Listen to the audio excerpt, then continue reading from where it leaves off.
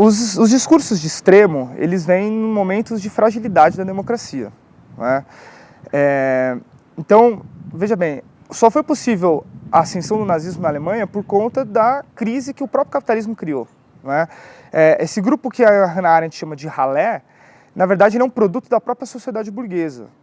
Ou seja, a ralé, na verdade, ela não compõe, ela possui pessoas de todas as camadas sociais. Então ela não se identifica nem com a burguesia nem com o povo. Você tem elementos de todas as camadas sociais que compõem a chamada ralé, que são pessoas que realmente não acreditam no sistema que estão inseridos e que, segundo a Hannah Arendt, vão defender posturas autoritárias. Ou seja, um grande líder, um grande déspota deve então guiar essas pessoas, guiar a sociedade, porque o que a gente tem não está dando conta. Se você pegar o mundo todo está vivendo a radicalização, não é? A tal da polarização. Isso está acontecendo nos Estados Unidos, está acontecendo na França, em vários países da Europa, não é? O que parece? Parece que as pessoas perceberam que o que nós temos hoje não dá conta do que a gente esperava, não é? E que diante dessa descrença em relação à política, não é? Em relação ao que nós temos, a nossa democracia, faz com que as pessoas corram para os extremos, não é? Então eu vejo que a ascensão do extremismo está muito mais ligada à ideia de que a sociedade como um todo ela está descrente do que nós possuímos e que ela está exigindo uma saída fácil para isso. O nazismo, ele buscou uma saída fácil para os problemas da época. O problema é que no final das contas acabou envolvendo o mundo numa das maiores tragédias da humanidade, não é? Que foi a Segunda Guerra Mundial. Não é? Eu acho que a sociedade brasileira é uma sociedade bastante conservadora, não é? Na questão dos costumes.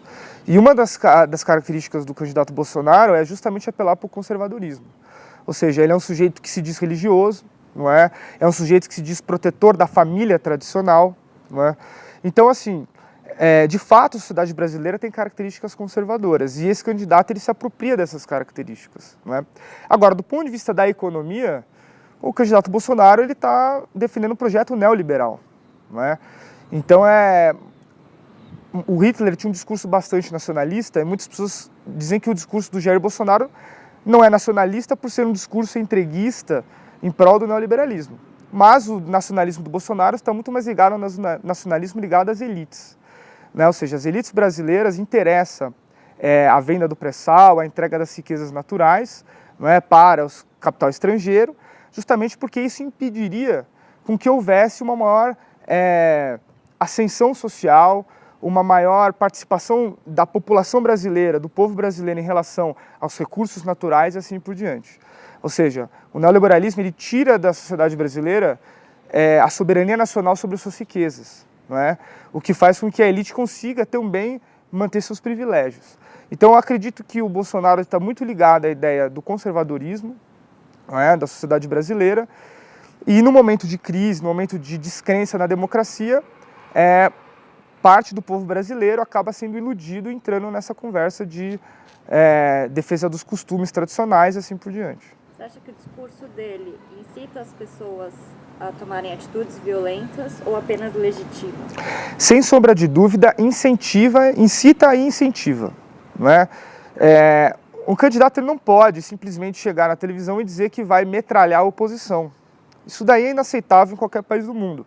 Inclusive a Le Pen, não é, representante da França, da extrema-direita na França, ela declarou que o Bolsonaro lá na França é inaceitável o que ele diz. Ou seja, uma líder da extrema-direita francesa dizendo que o discurso do Bolsonaro é inaceitável na França, mostra que ele já passou de todos os limites democráticos, não é? Então eu acredito que o ódio fomentado pelo discurso do Bolsonaro foi responsável pela facada que ele tomou, ou seja, é responsável também pelas mais de 50 casos que nós tivemos essa semana de violência, não é? Tivemos um líder negro assassinado a facadas, tiveram uma moça que foi marcada com uma suástica nazista, não é?